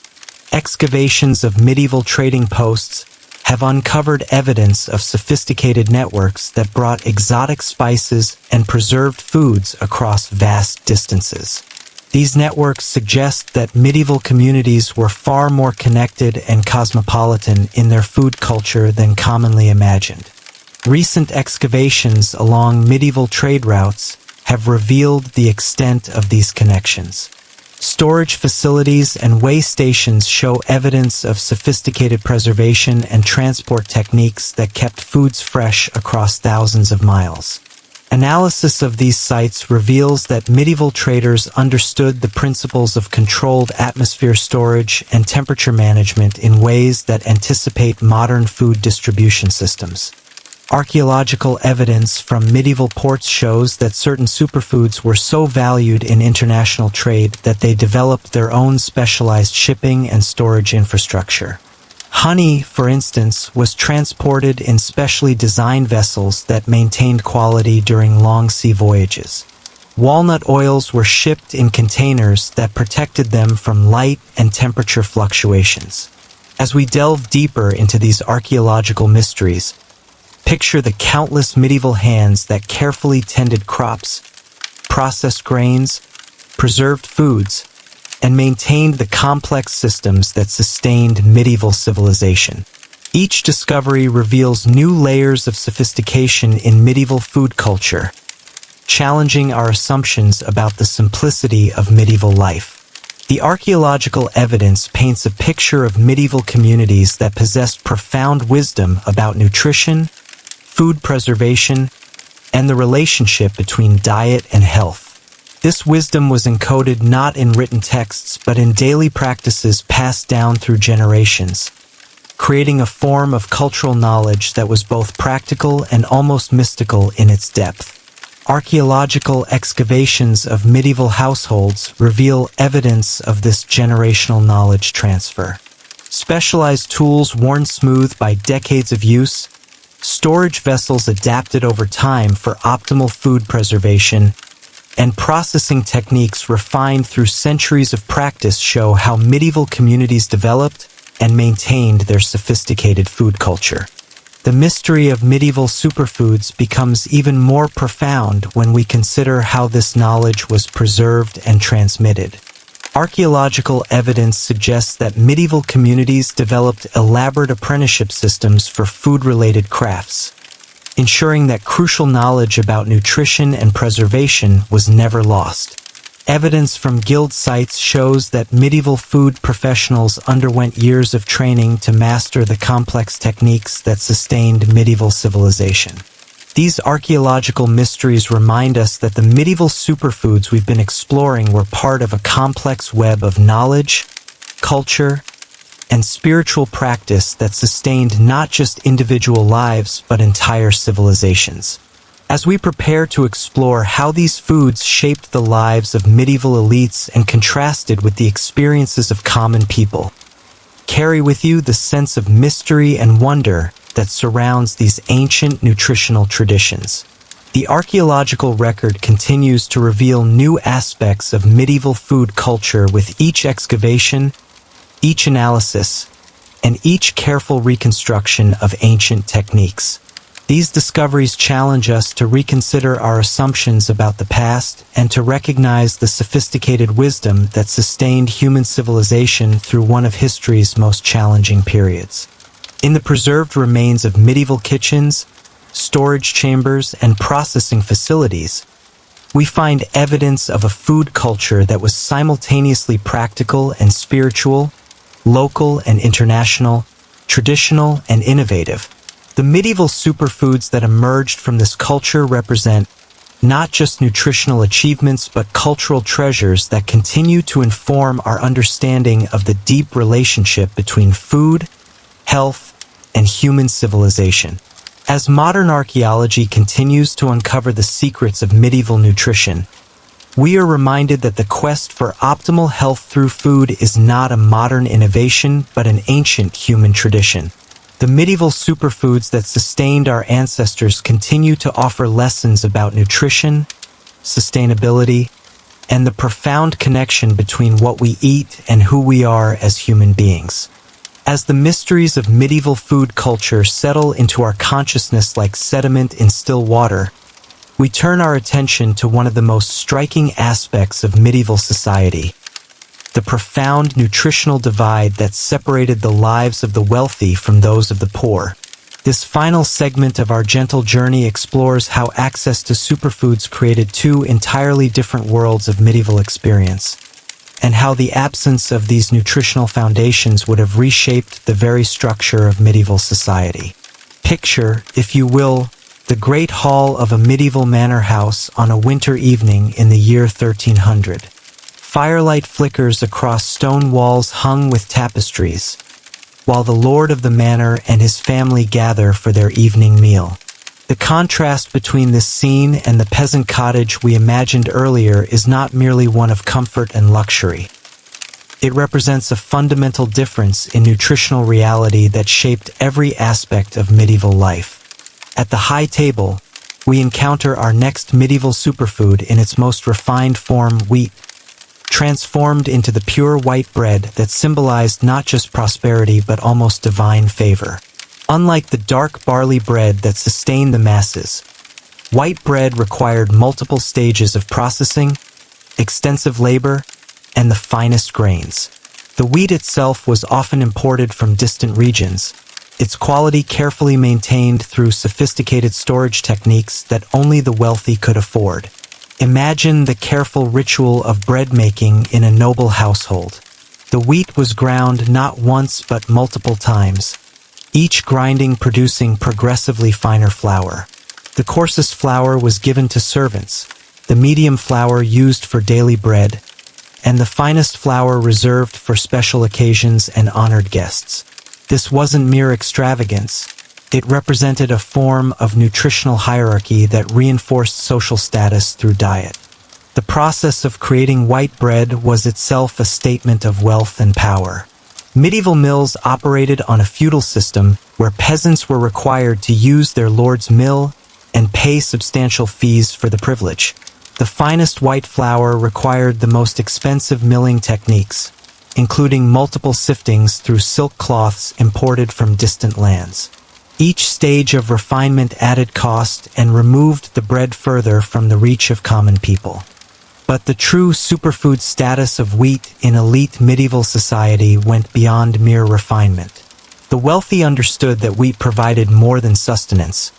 It provided energy for intellectual pursuits, mental clarity for complex decision-making, and the sustained nutrition necessary for the active lifestyle of medieval nobility.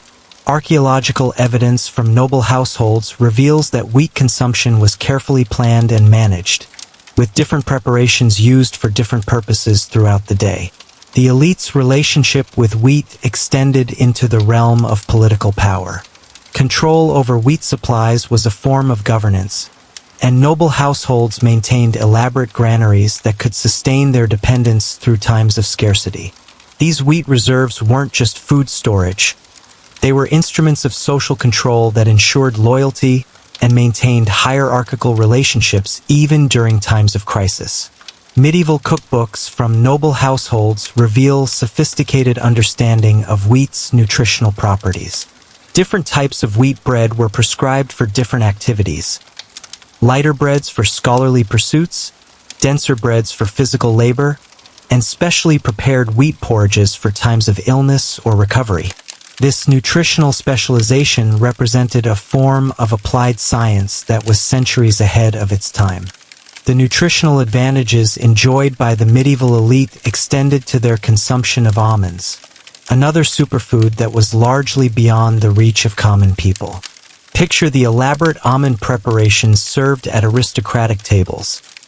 Almond milk for fast days, marzipan confections for celebrations, and almond-thickened sauces that enhanced both flavor and nutrition of other dishes.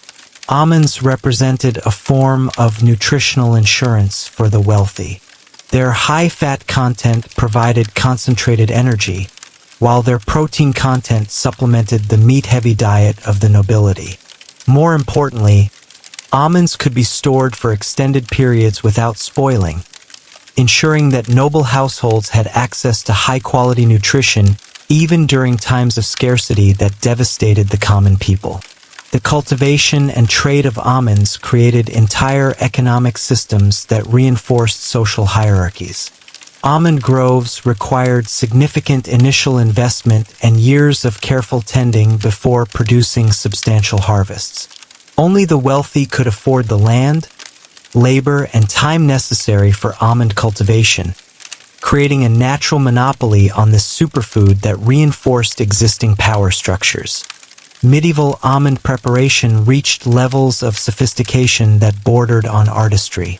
Skilled confectioners in noble households created elaborate marzipan sculptures, almond-based medicines, and cosmetic preparations that utilized every part of the nut.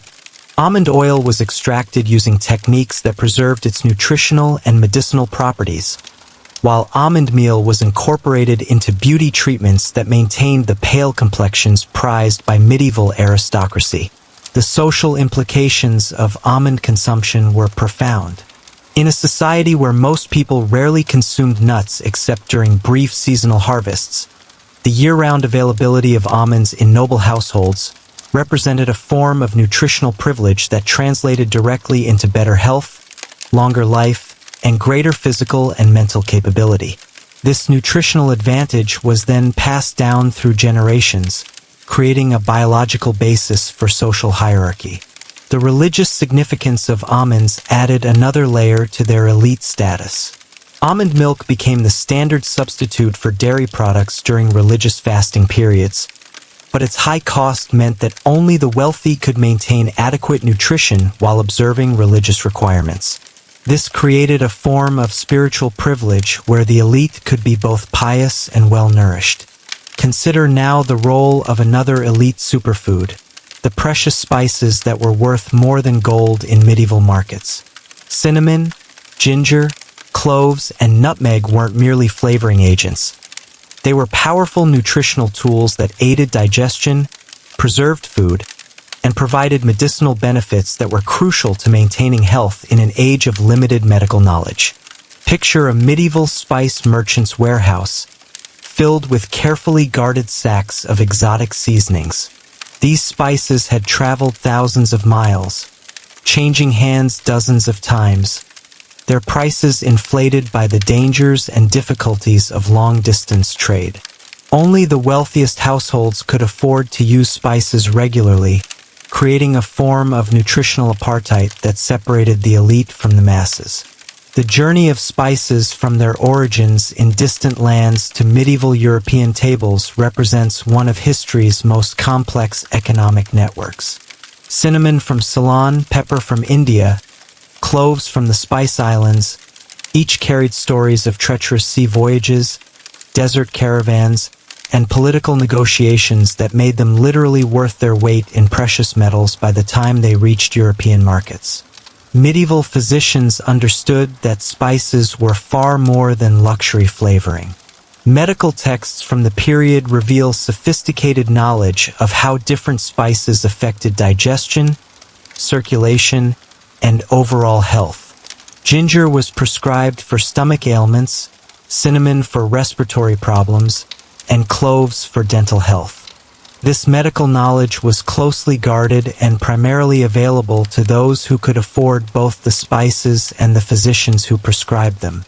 The digestive benefits of spices were particularly important for the meat-heavy diet of the nobility. Medieval aristocrats consumed far more protein than common people, and spices like ginger and cinnamon were essential for maintaining digestive health under such dietary conditions. Without these spices, the rich diet of the nobility might have been more burden than blessing, leading to digestive disorders and nutritional imbalances that could have undermined their social advantages. The preservation properties of spices created another form of nutritional privilege. While common people struggled to maintain food quality without expensive preservatives, the wealthy could use spice-based preservation techniques that not only prevented spoilage but actually enhanced the nutritional value of stored foods. This meant that elite households could maintain high-quality nutrition throughout the year, while peasant families faced seasonal nutritional deficiencies. The social ritual surrounding spice consumption reinforced hierarchical relationships in medieval society. The ceremonial presentation of highly spiced dishes at feasts demonstrated the host's wealth and status, while the ability to taste and appreciate complex spice combinations became a mark of sophistication and education. This created cultural barriers that separated the elite from common people even when both groups had access to the same basic foods. But perhaps the most striking contrast in medieval nutrition was the elite's access to sugar, a superfood so rare and precious that it was literally dispensed by the grain like medicine. Imported from distant lands at enormous cost, sugar represented the ultimate luxury food, available only to the highest levels of medieval society. Imagine the wonder of a medieval noble tasting refined sugar for the first time, a sweetness unlike anything available to common people, who relied on honey when they could afford sweetening at all. Sugar wasn't just a luxury. It was a concentrated form of energy that provided immediate mental and physical benefits. The ability to maintain energy levels through quick sugar consumption gave the elite advantages in negotiations, warfare, and the complex social interactions that defined medieval politics. The production and trade of sugar represented one of medieval Europe's most sophisticated commercial enterprises. Sugar cultivation required specialized knowledge, significant investment in processing equipment, and complex trade networks that spanned continents. The sugar that reached European tables had passed through dozens of hands, each adding cost and reducing availability to all but the wealthiest consumers. Medieval sugar consumption patterns reveal fascinating insights into elite lifestyle and priorities. Account books from noble households show that sugar was carefully rationed and used strategically. Small amounts in medicines to make bitter herbs palatable, tiny quantities in special occasion foods, and precise measurements in diplomatic gifts that demonstrated both wealth and sophistication. The contrast with common people's access to sweetening was stark and meaningful. While peasants might occasionally enjoy honey, their access to concentrated sweetness was limited and seasonal. This difference in blood sugar stability translated into differences in mental clarity, emotional stability, and decision-making capability that reinforced social hierarchies in ways that went far beyond mere wealth. The medicinal use of sugar in elite households created another layer of nutritional privilege. Medieval physicians prescribed sugar-based medicines that were far more palatable and often more effective than the bitter herbal preparations available to common people. This meant that the wealthy not only had better access to medical care but also received treatments that were easier to take and more likely to be completed successfully. The medieval elite also enjoyed privileged access to what we might consider the ultimate medieval superfood, fresh meat, available year-round through sophisticated preservation and storage techniques. While common people ate meat primarily during seasonal slaughters or on special occasions, noble households maintained complex systems for ensuring fresh protein throughout the year. Picture the elaborate hunting parties that provided fresh game for aristocratic tables, or the sophisticated livestock management systems that ensured a steady supply of fresh meat even during winter months. This wasn't mere gluttony, it was a form of nutritional strategy that provided the elite with sustained access to high-quality protein, essential fats, and crucial vitamins that were often lacking in peasant diets. The social and cultural significance of meat consumption in medieval society cannot be overstated. Hunting rights were jealously guarded privileges of the nobility, with severe penalties for commoners who attempted to take game from aristocratic lands. This legal framework ensured that access to high-quality protein remained concentrated among the elite, reinforcing both nutritional and social hierarchies. Medieval noble households developed sophisticated techniques for maintaining fresh meat supplies throughout the year. Ice houses stored winter ice for summer preservation. Salt houses maintained various grades of salt for different preservation needs. And smoking houses used carefully selected woods to create preserved meats that remained nutritious and flavorful for extended periods. The variety of meats available to the medieval elite was staggering compared to the limited options available to common people. While peasants might occasionally enjoy pork or chicken, Noble tables featured venison, wild boar, various game birds, fish from private ponds, and imported delicacies that provided diverse nutritional profiles and prevented the deficiency diseases that plagued less varied diets. The preparation and service of meat in elite households became an art form that reinforced social distinctions. Skilled cooks understood how to prepare different cuts for optimal nutrition and flavor, while elaborate carving ceremonies demonstrated both the host's wealth and the sophisticated food culture that separated the nobility from common people. The social implications of this nutritional divide were profound and far-reaching. The physical advantages enjoyed by the well-fed elite, greater height, stronger bones, better teeth, and enhanced cognitive function, were interpreted by medieval society as signs of divine favor and natural superiority. The biological reality of better nutrition became the foundation for social theories about noble blood and aristocratic superiority. Consider how different medieval society might have been if these nutritional advantages had been more equally distributed. If peasants had enjoyed the same access to wheat, almonds, spices, sugar, and fresh meat as the nobility, the physical and mental differences between social classes would have been far less pronounced. The very concept of noble blood might never have developed, and medieval society might have evolved along more egalitarian lines. Archaeological evidence from medieval cemeteries reveals the stark physical differences between social classes that resulted from nutritional inequality. Skeletal remains of aristocrats show greater height, better dental health, stronger bone structure, and fewer signs of nutritional deficiency diseases compared to remains from peasant burials. These biological differences were then interpreted as evidence of inherent superiority rather than recognized as consequences of unequal access to resources. The cognitive effects of nutritional privilege were perhaps even more significant than the physical differences.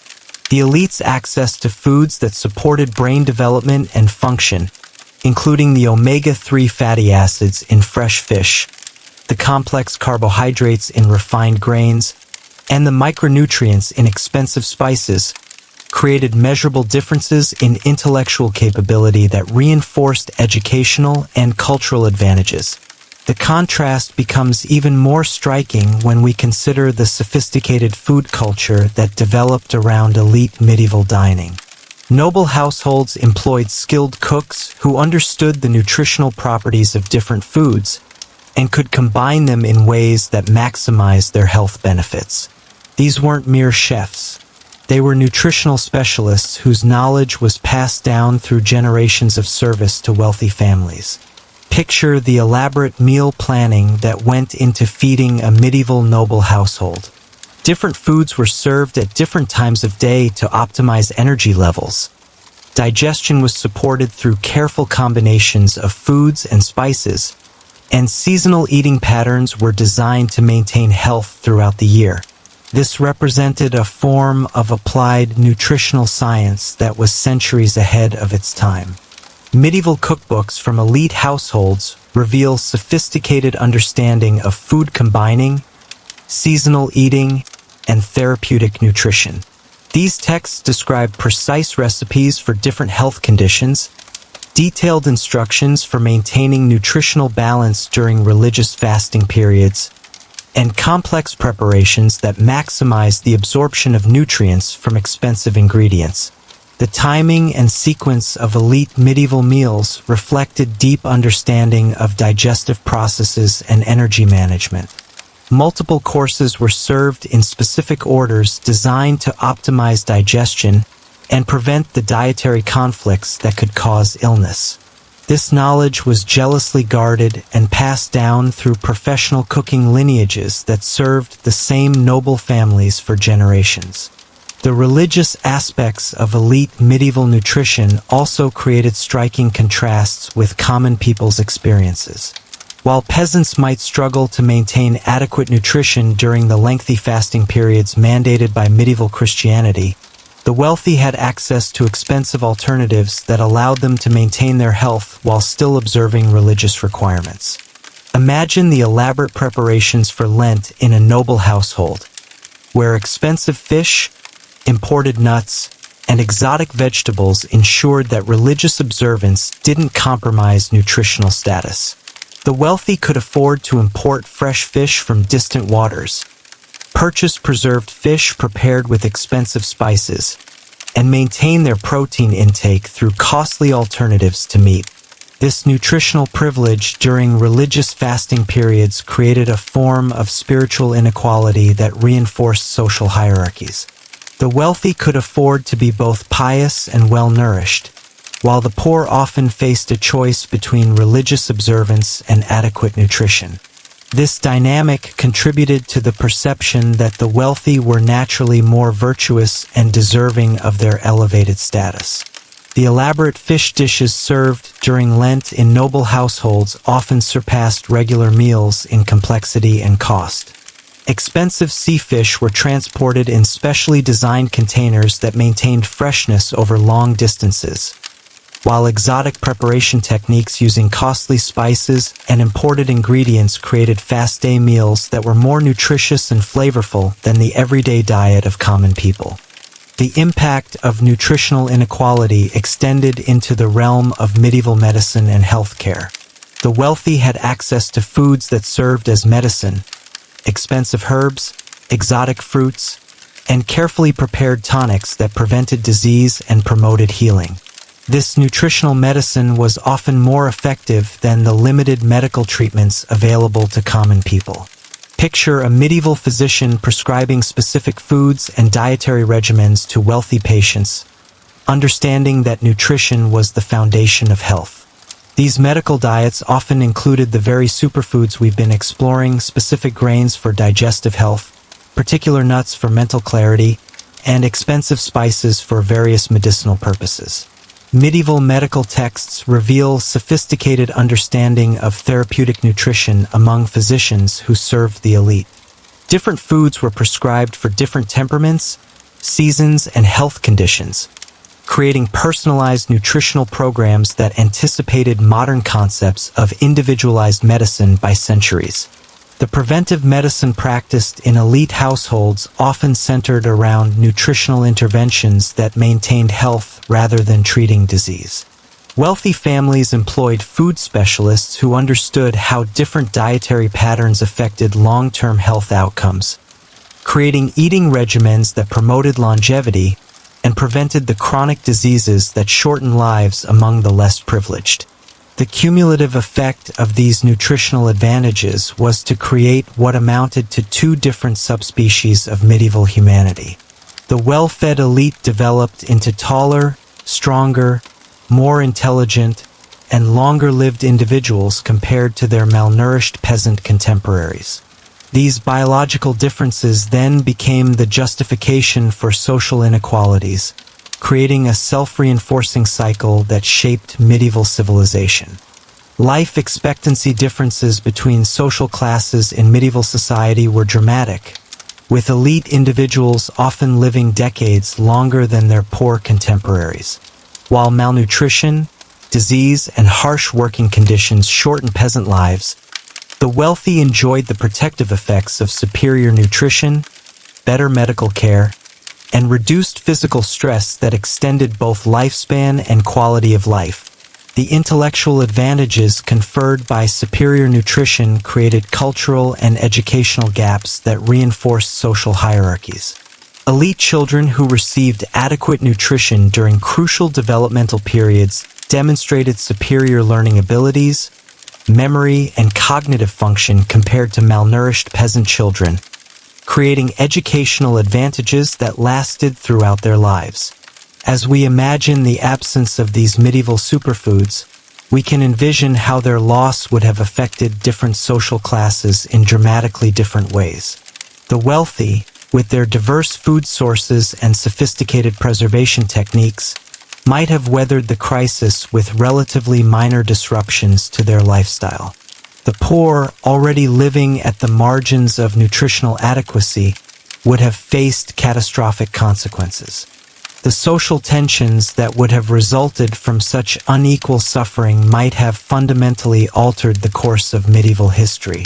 Peasant revolts, which were already common in medieval Europe, might have become more frequent and more violent.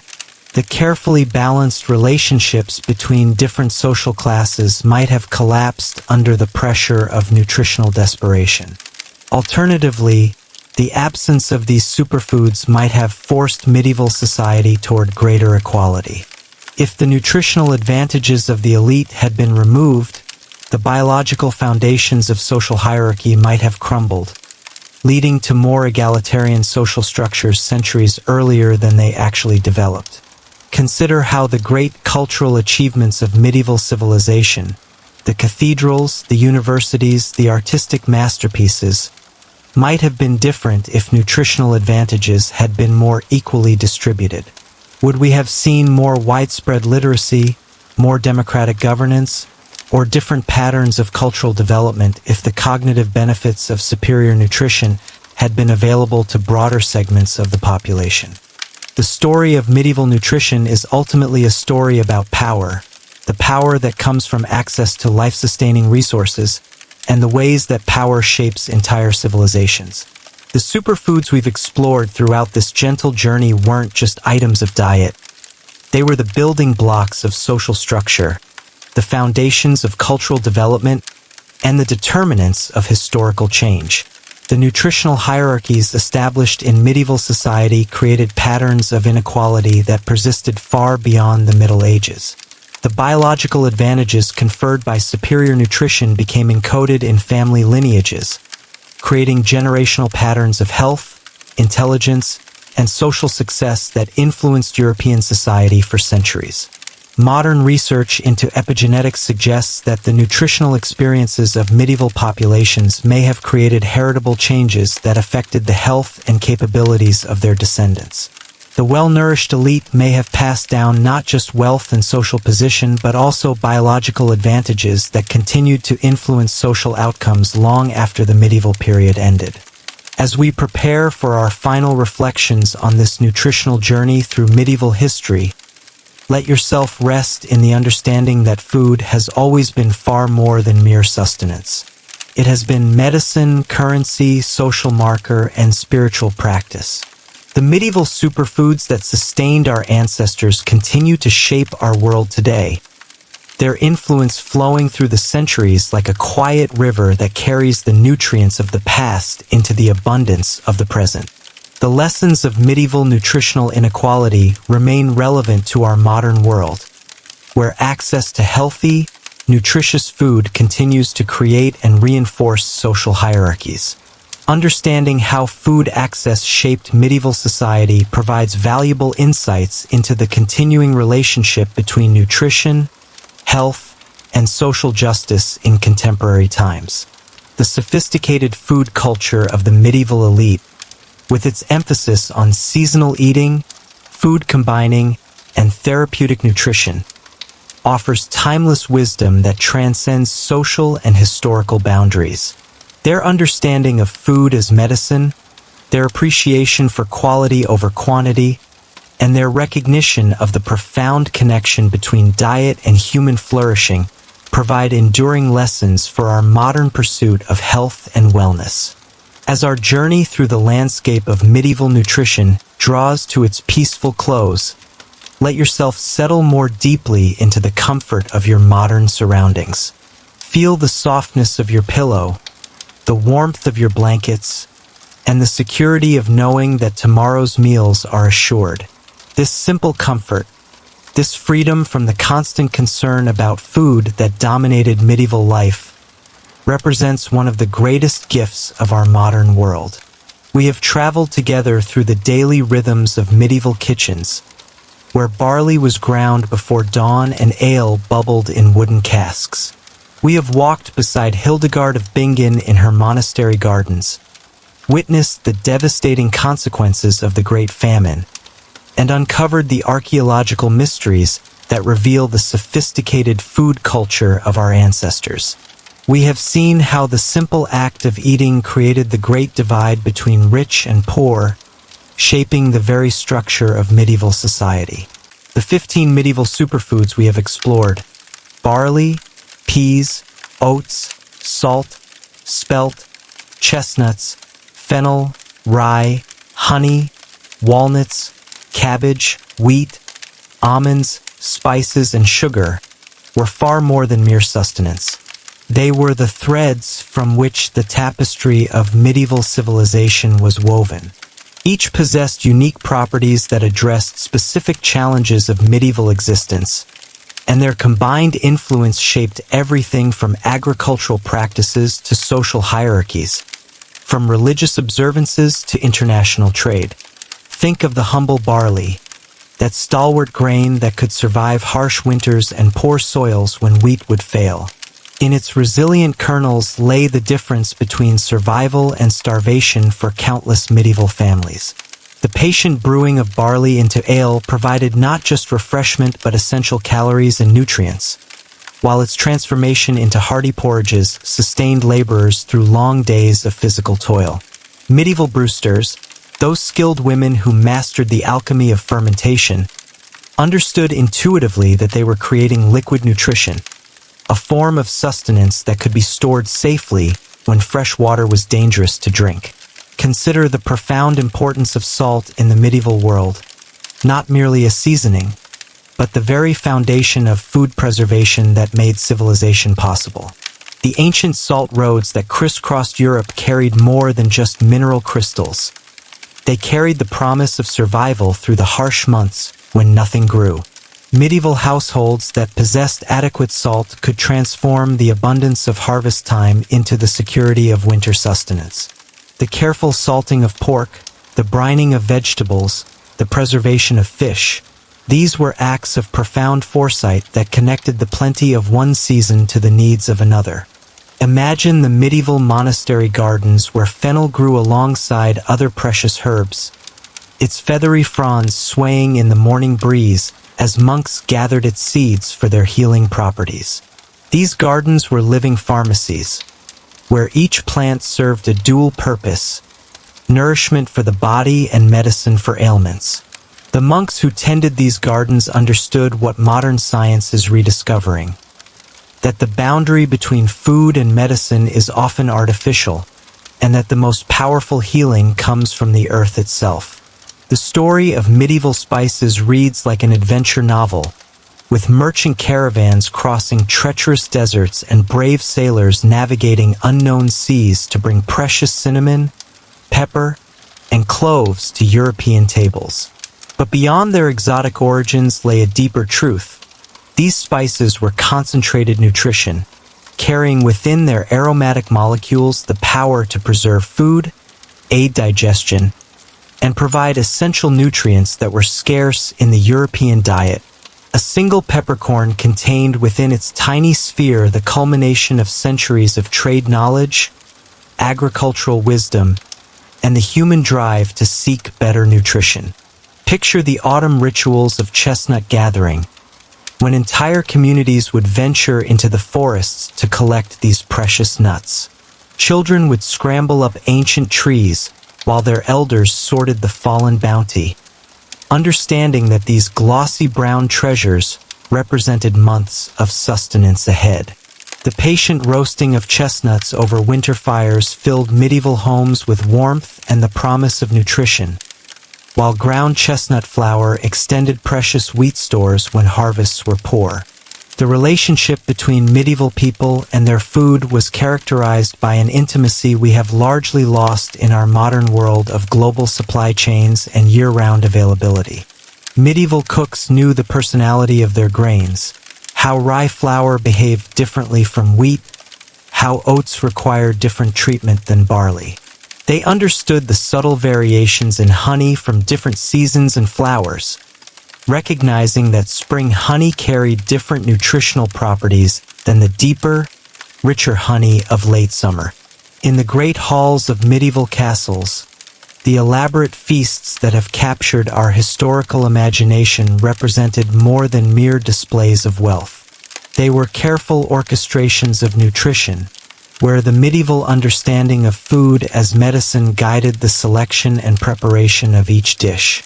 The wealthy medieval diner consumed not just calories, but a carefully constructed array of nutrients designed to promote health, longevity, and vitality.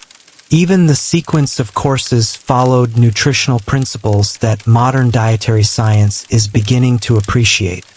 The preservation techniques developed in medieval kitchens represent a form of practical chemistry that took generations to perfect. The transformation of fresh cabbage into sauerkraut through careful fermentation created not just a preserved vegetable, but a probiotic superfood that supported digestive health through the long winter months. The patient aging of cheeses, the careful smoking of meats, the slow drying of fruits, each technique multiplied the nutritional value of basic ingredients, while extending their usefulness far beyond their natural season. Medieval fasting practices, often dismissed by modern observers as mere religious observance, actually represented sophisticated nutritional strategies. The careful alternation between feasting and fasting gave the medieval digestive system regular periods of rest and renewal, while the emphasis on plant-based foods during fasting periods provided essential nutrients that might otherwise be lacking in a diet heavy in animal products. The medieval calendar of fasts and feasts created a natural rhythm of dietary variety that modern nutritionists are beginning to recognize as beneficial. The social dimensions of medieval nutrition extended far beyond individual health to encompass entire communities. The shared grinding of grain in communal mills, the collective brewing of ale, the communal baking in village ovens.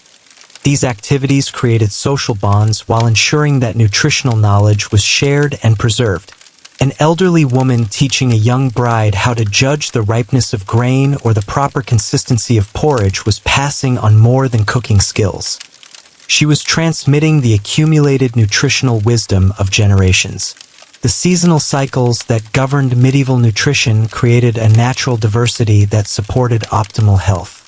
Spring brought fresh greens rich in vitamins after the preserved foods of winter. Summer offered fruits and vegetables at their peak nutritional content. Autumn provided nuts and grains for energy storage, while winter's preserved foods delivered concentrated nutrition when fresh options were scarce. This natural cycling prevented the nutritional monotony that can characterize modern diets available year-round. As you rest in the quiet comfort of your modern home, surrounded by the abundance that would have seemed miraculous to our medieval ancestors, remember that you carry within you the same fundamental need for nourishment that drove their careful attention to food. The wisdom they developed through necessity, the understanding that true wealth lies in adequate nutrition, that food is medicine, that sharing meals builds community, remains as relevant today as it was centuries ago.